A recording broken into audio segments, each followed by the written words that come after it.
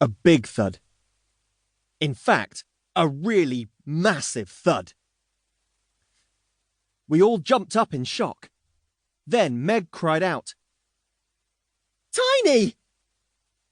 That's what had caused the humongous thud sound. It was the sound of a huge pig falling off a roof. We all rushed over. Everyone was shouting, "Tiny, are you okay?" All of us except Nana.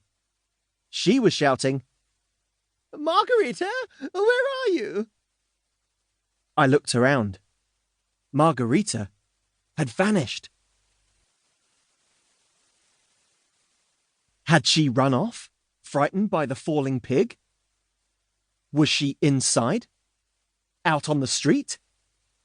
Where could she be? Where could she... And then we all had the same thought at exactly the same time. Oh no!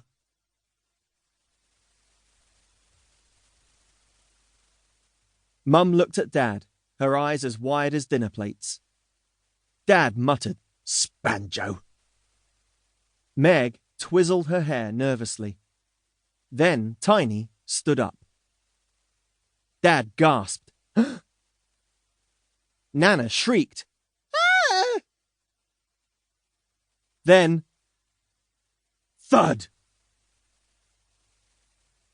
Another thud. A bit less massive than the pig falling thud, but still pretty big. This was a Nana falling thud. So that's where Margarita was. She hadn't run away. Worse luck for her. She had been on the patio, and Tiny had fallen straight on her. A direct hit. What were the chances of that happening? But there was no time to puzzle that out. Nana had collapsed. Mum rushed to help, and I saw Dad spreading a large pair of pants that he'd pulled off the washing line over the exact spot on the patio where Tiny had crashed down. Dad turned to me. "Tom, find something to put the dog in, for goodness sake," he said. "Something big enough to take a two-dimensional chihuahua." "What?" I said, confused. "For Margarita," he said. "She's completely flattened. I need a box or something to put her in." I had never been asked to find a container for a squashed dog before. It threw me a bit, I'll be honest. I quickly searched the kitchen cupboards. Ice cream containers, sandwich boxes. Nothing was right. Curses!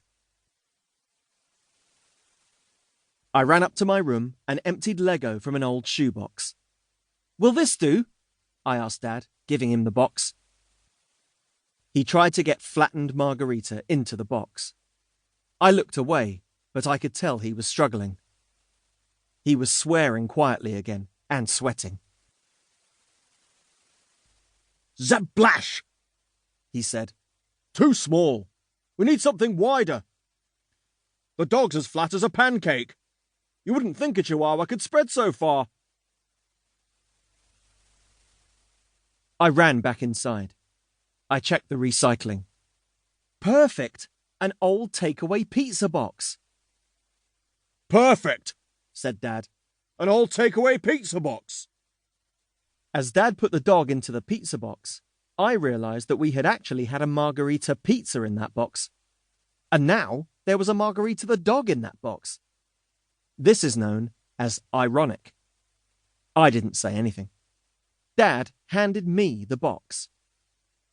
"Get rid of it," he said. I had never been asked to do that before either, to get rid of a squashed dog. There was nowhere in the garden I could bury a box that size. The garden was too small and mostly patio. I ran out into the street. That's when I had an idea. There was a nursery at the end of the road. It was shut for the summer holidays. Great! I hopped over the fence and buried the box in the sand pit, nice and deep. By the time the kids were back in September, it would all be long gone. I sprinted back to my house. There was an